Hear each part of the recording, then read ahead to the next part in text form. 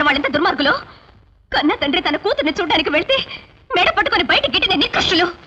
కన్న కూతుర్లో చూసుకోవాల్సిన కోడల్ని చెంపదెబ్బ కొట్టిన సంస్కారహీనులు సార్ వాళ్ళు. అలాంటి వాళ్ళని ఊరికి వదిలిపెట్టకూడదు. వాళ్ళ నేరాన్ని నిరూపించి ఊరికప్ప వెక్కించి కాదు చిత్రహింసలు పెట్టి చంపాలి సార్ వాళ్ళని. మీ అమ్మాయిని మీరు ఆఖరిసారిగా చూడడం అదేనా? కాదు సార్, అమ్మాయిని హాస్పిటల్లో చేర్పించారని తెలిసి మేమిద్దరం చూడటానికి వెళ్ళాం. అప్పటికే స్పృహలో లేదు. మమ్మల్ని వాళ్ళు ఎక్కువసేపు ఉండనివ్వలేదు. ఆత్మహత్య చేసుకోవడానికి ప్రయత్నించింది. ప్రాణాపాయం ఏం లేదని చెప్పి పంపించేశారండి. కాదు సార్, ఆత్మహత్య చేసుకునేంత పిరికిది కాదు మా అక్క. అప్పుడు కూడా వాళ్ళు ఏదో విష ప్రయోగం చేస్తుంటారు. మీకు ప్రసాదరావు గారికి గొడవ జరిగిన ఎన్నాళ్ళకి సంఘటన జరిగింది? నెల 15 రోజులు లోపేనండి. ఆ తర్వాత నా బిడ్డ శవాన్ని చూసానండి.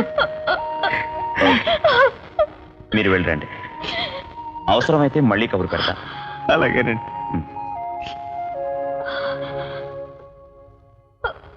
సార్, మీరు వాళ్ళని ఎలాగైనా శిక్షించాలి సార్. మీరనుకున్నట్టు వాళ్లే కనుక దోషులైతే తప్పకుండా శిక్ష పడుతుంది. వెళ్ళండి.